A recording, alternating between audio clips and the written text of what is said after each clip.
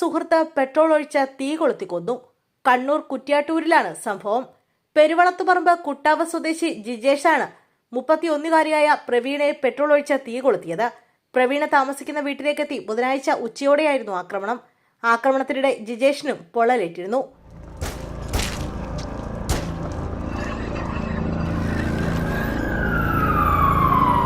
അച്ഛനും അമ്മയും മകനും വീടിനുള്ളിൽ മരിച്ച നിലയിൽ. കൊലപാതകമെന്ന സൂചന. ഇളയ മകനെ കാണാനില്ല. ദില്ലിയിലെ മൈതാൻഗർഹിലെ വീട്ടിൽ ഒരു കുടുംബത്തിലെ 3 പേരെ വീടിനുള്ളിൽ മരിച്ച നിലയിൽ കണ്ടെത്തി.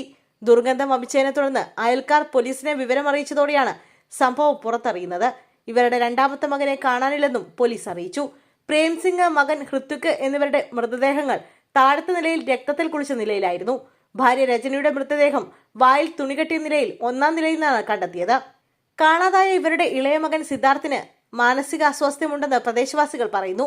വീട്ടിൽ നിന്ന് ലഭിച്ച മരുന്നുകളുടെയും രേഖകളുടെയും അടിസ്ഥാനത്തിൽ 12 വർഷമായി സിദ്ധാർത്ഥ് ചികിത്സയിലായിരുന്നുവെന്ന് പോലീസ് കണ്ടെത്തി. ഇയാൾക്ക് അക്രമ സ്വഭാവം ഉണ്ടായിരുന്നുവെന്നും പോലീസ് പറയുന്നു. കത്തികൊണ്ടും ഇഷ്ടികകളും കല്ലുകളും ഉപയോഗിച്ച് സിദ്ധാർത്ഥാണ് മാതാപിതാക്കളെയും സഹോദരനെയും കൊലപ്പെടുത്തിയെന്നാണ് പ്രാഥമിക നിഗമനം.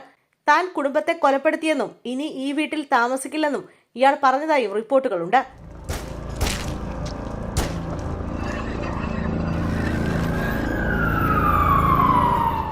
വിവാഹ വാഗ്ദാനം നൽകി പീഡിപ്പിച്ചു. കോൺഗ്രസ് നേതാവ് അറസ്റ്റിൽ.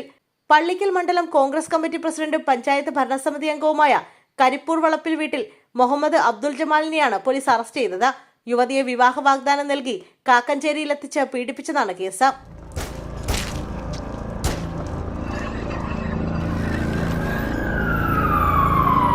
പാലക്കാട് പിതാവിന്റെ കയ്യിൽ നിന്നും 6 വയസ്സുകാരനെ തട്ടിക്കൊണ്ടുപോയി. പാലക്കാട് വിളത്തൂർ സ്വദേശി മുഹമ്മദ് ഹനീഫയുടെ 6 വയസ്സുള്ള മകൻ ഇവാൻ സായിക്കിനെയാണ് തട്ടിക്കൊണ്ടുപോയത്. പിതാവിന്റെ കയ്യിൽ നിന്നും കുട്ടിയെ ബലമായി തട്ടിക്കൊണ്ടുപോവുകയായിരുന്നു.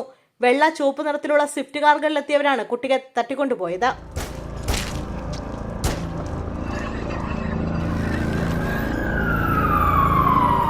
പതിനേഴുകാരിയെ വീട്ടിലെത്തിച്ച് കൂട്ടബലാത്സംഗം ചെയ്ത 4 പേർ അറസ്റ്റിൽ.